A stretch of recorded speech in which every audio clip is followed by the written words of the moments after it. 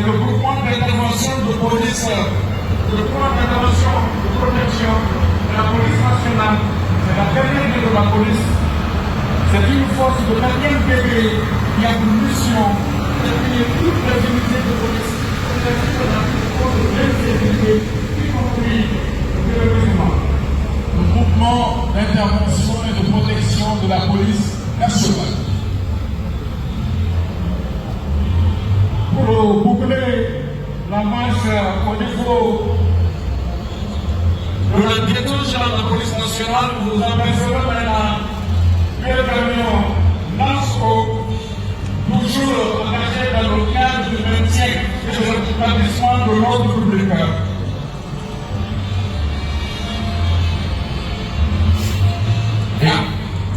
À présent, c'est la protection civile qui arrive, des soldats du feu, tête de rame, colonel Jean Traoré, suivi de 2 pick-up Tirpando, avec des plongeurs embarqués. Il faudrait signaler que ces bateaux ont été récemment utilisés pour protéger aux personnes ciblées. Les 2 autres camions toujours incendies, et cette fois-ci de grande capacité, on appelle des camions lourds.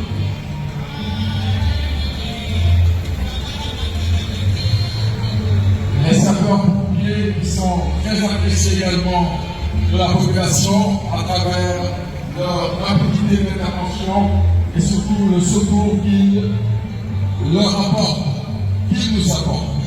À présent, la gendarmerie nationale, la parade des agents de la gendarmerie nationale débute par le véhicule de tête, le peloton de surveillance et d'intervention de la gendarmerie nationale régie.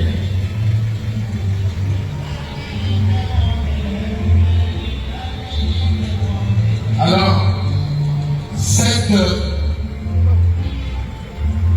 compagnie donc relève de la gendarmerie nationale, les PSI relèvent de la gendarmerie nationale avec pour mission de lutter contre la délinquance au voie public de nuit comme de jour.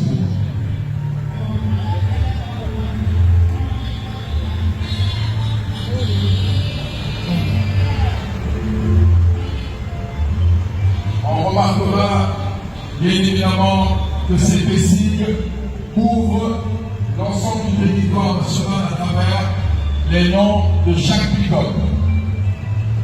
Place à présent au peloton d'intervention de la gendarmerie nationale.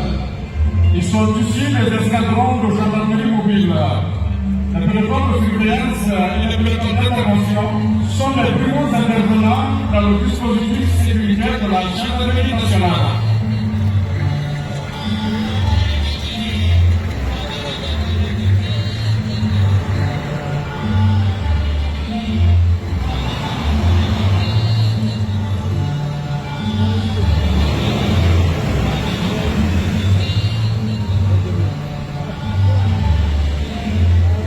Véhicule de commandement dans sa boîte, à bord le lieutenant Zami de Koupa Kamala, commandant adjoint Jérémy Sofolia. Sur à présent, Les Bougas, les Bougas, les Jérémy, de l'escadron de la gendarmerie mobile d'intervention. Cette unité constitue le 2e niveau d'intervention au sein du dispositif sécuritaire de la gendarmerie nationale. Au total, 6 unités sont créées et organisées à Sofolia, Kofa, Sanouya, Mamou, Kankan et Sigi.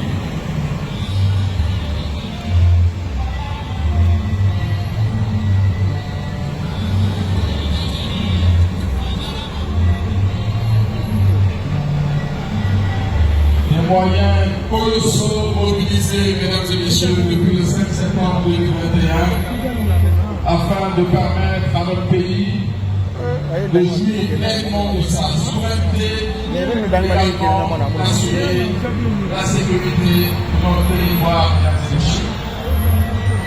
Il faut rappeler que ce sont des unités plurales.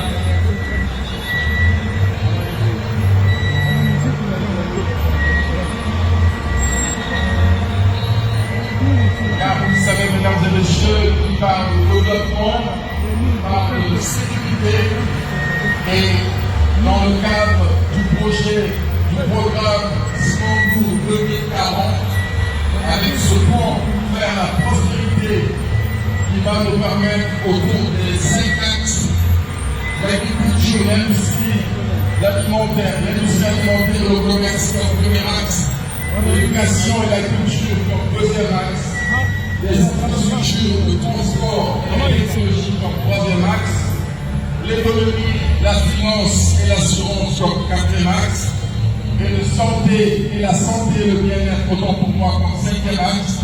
Tout ça doit s'inscrire dans un cadre sécuritaire afin que le pont vers la prospérité puisse nous mener à bon pont.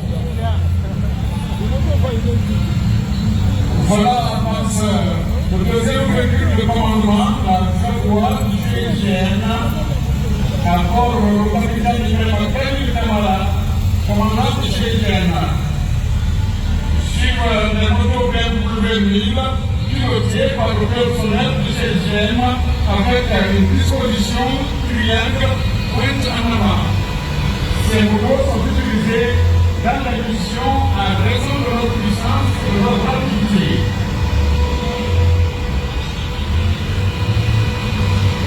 Et ils sont suivis et blindés de forêt PAC.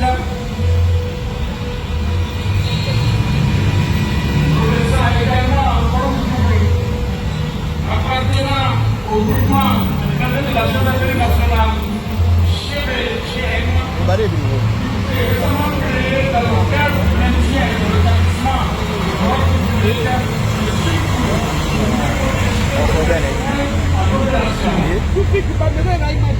Ces engins sont pilotés par des conducteurs aguerris qui ont la capacité de manœuvrer dans des conditions dégradées sur tout type de terrain. Voilà, il faut rappeler que les deux premiers servent à dégager. En vent porte Zodiac, le colonel Borikaba. Ces Zodiac sont mis à disposition du GGNF dans le cadre de la sécurité de notre espace maritime.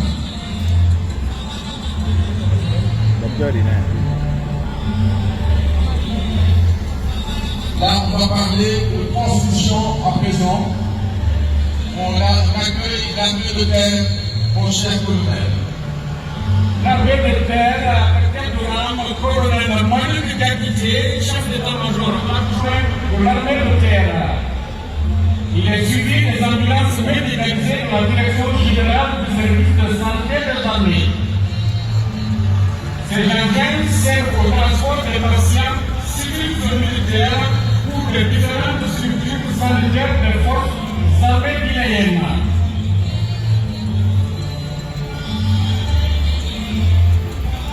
À présent arrive la direction générale de la transmission. Tête de rang, colonel Sékou-Tidiane Diarra, directeur général de transmission. Il est à bord de ce véhicule de commandement Santana.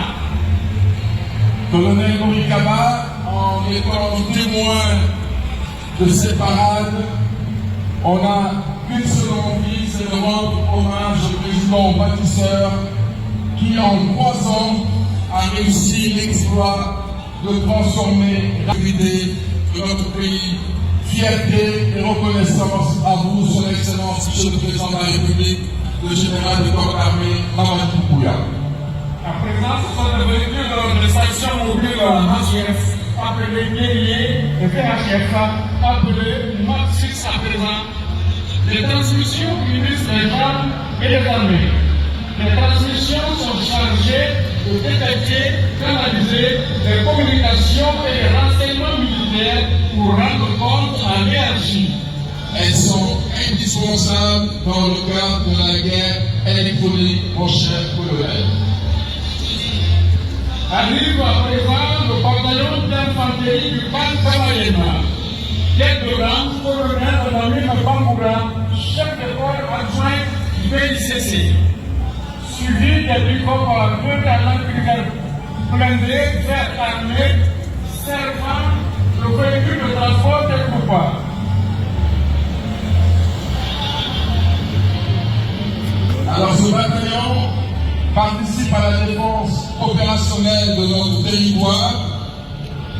effectue des patrouilles ponctuelles dans la zone de Conakry et recueille également des renseignements tout en protégeant les sites sensibles. Place aux réfugiés. Le bataillon du quartier général, la tête de rame, lieutenant-colonel de Péliman Koumassissé, toujours avec des pivots prêts à 21h22 vers armée monocabilisant.